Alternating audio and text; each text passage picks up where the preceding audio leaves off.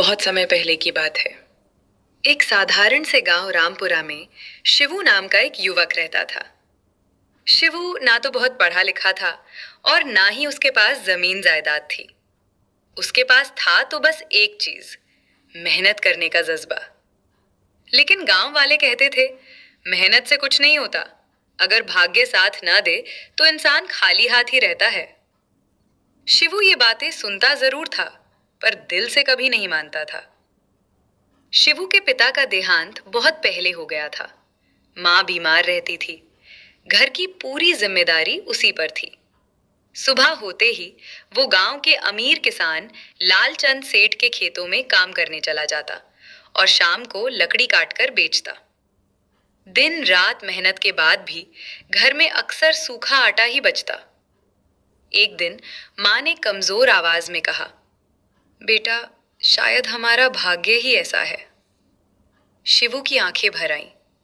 नहीं माँ, भाग्य को भी झुकना पड़ेगा। एक साल गांव में जोरदार बारिश हुई। खेतों में बाढ़ आ गई। शिवू जिस खेत में काम करता था वो पूरी तरह बर्बाद हो गया।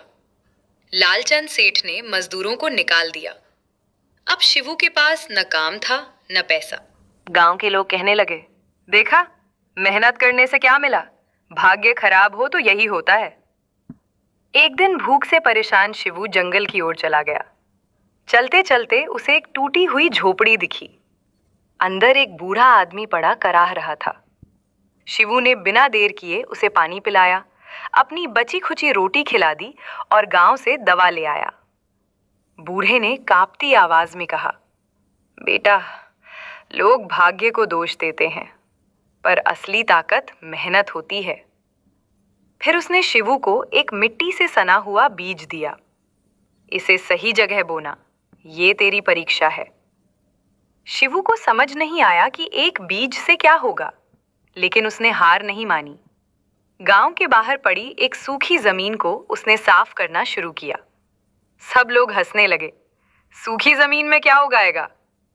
लेकिन शिवू हर दिन वहां जाता, मिट्टी खोदता, पानी लाता। कई हफ्ते बीत गए, कुछ नहीं उगा। कई बार उसके मन में आया, शायद सच में मेरा भाग्य ही खराब है। पर फिर माँ का चेहरा याद आता और वो फिर जुट जाता। एक रात तेज बारिश हुई। अगले दिन शिवू जब खेत पहुंचा तो उसकी आंखें चमक उठीं। मिट्टी से एक छोटा सा पौधा बाहर आया था। वो खुशी से रो पड़ा। धीरे धीरे पौधा बड़ा होने लगा। वो कोई साधारण पौधा नहीं था। उसमें ऐसी सब्जी उगी जिसकी गांव में बहुत मांग थी। शिवू सब्जियां लेकर बाजार गया। व्यापारी ने अच्छे दाम दिए। पहली बार शिवू के हाथ में ढेर सारे पैसे थे। उसने सबसे पहले माँ की दवा खरीदी, फिर घर के लिए अनाज। अब गांव के वही लोग जो उसे नसीब को कोसने वाला कहते थे, हैरान थे।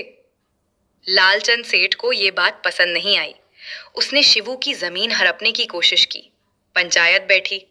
शिवू ने शांति से कहा, मेरे पास भाग्य नहीं था, सिर्फ मेहनत थी। अगर मेहनत गलत है तो मैं जमीन छोड़ दूंगा। पंचायत ने सच का साथ दिया। सेठ की चाल नाकाम हो गई। कुछ सालों में शिवू गांव का सम्मानित व्यक्ति बन गया। उसने और लोगों को भी काम दिया। गांव की तस्वीर बदल गई।